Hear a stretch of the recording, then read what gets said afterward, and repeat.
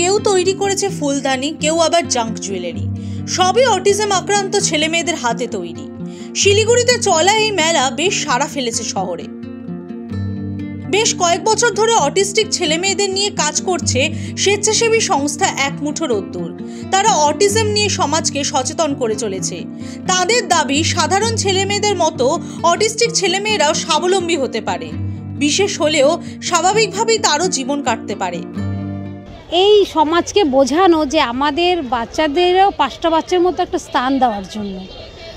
5টা বাচ্চা যেই মর্যাদা পায় সেই মর্যাদা যেন আমাদের বাচ্চাও পায়। রাস্তাঘাটে বেরোলেই দেখবে যে আমরা যখন অটোতে বসি না, কারো পায়ে যদি একটু টাচ হয় বিরক্তি হয় মানুষ। এই যে অ্যাওয়ারনেস হলে পরে মানুষ এই বিরক্তিটা হবে না যে আমাদের বাচ্চারা কি করবে, একটু পায়েই টাচ করবে। নর্মাল বাচ্চারা কিন্তু অনেক ক্ষতি করে। সংস্থার সদস্যরা জানিয়েছেন তাদের সকলের সন্তান অটিস্টিক। সংস্থার সদস্য সংখ্যা দিনে দিনে বাড়ছে। তৈরি করা যেই সব জিনিস আমাদের বাচ্চারা বানাতে পারে সেরকম সব জিনিসই পাওয়া যাচ্ছে, যেমন জুয়েলারি, ঘর সাজানো জিনিস, জামা কাপড়।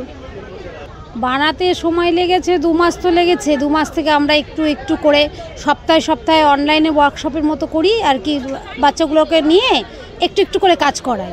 আর আমরা সাপোর্ট করি, আমরা সব কিছু করে দিই, রেডি করে ওরা একটু লাগাচ্ছে, কেউ কালার করছে।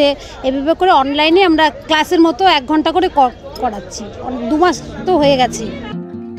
13ই ফেব্রুয়ারি থেকে শিলিগুড়ি কাঞ্চনজঙ্ঘা স্টেডিয়ামে চলছে এই মেলা। অনেকে আসছেন, কিনে নিয়ে যাচ্ছেন অটিস্টিক ছেলে মেয়েদের হাতে তৈরি জিনিস, সঙ্গে অটিজম নিয়ে সচেতনও হচ্ছেন। কেমন লাগছে এই দোকান থেকে? না খুবই ভালো লাগছে।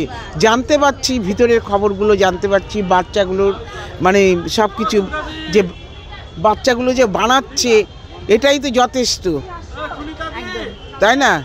পয়সাটা কিন্তু বড় না, মানে ওদের বিষয় যে জানতে পারলাম, সেদিনও জেনেছি অনেক খবর, খুব ভালো লাগলো।